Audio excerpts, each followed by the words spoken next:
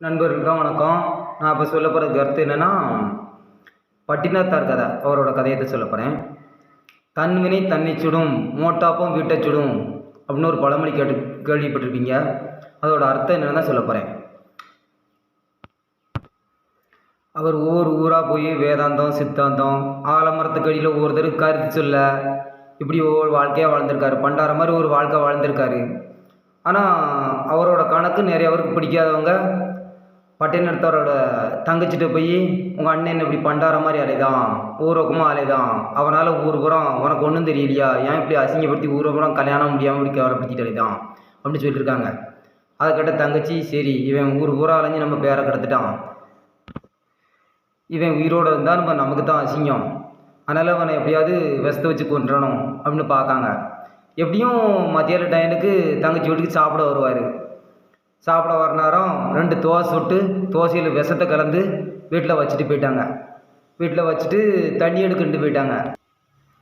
போன அந்த கேப்பில் பட்டினத்தார் சாப்பிடணும்னு வந்திருக்காரு. வீட்டில் வந்து உட்காந்து தோசையை பிச்சிருக்காரு.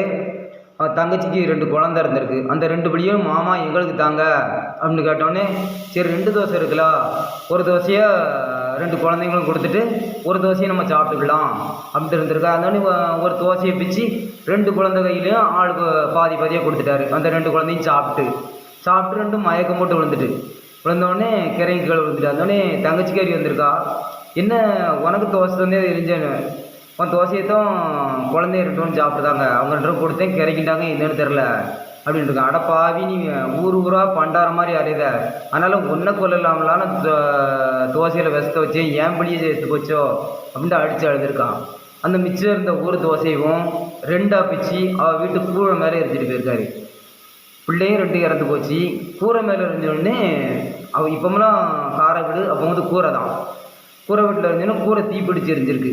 அந்த மாதிரி தான் சொல்லிட்டு போயிருக்காரு.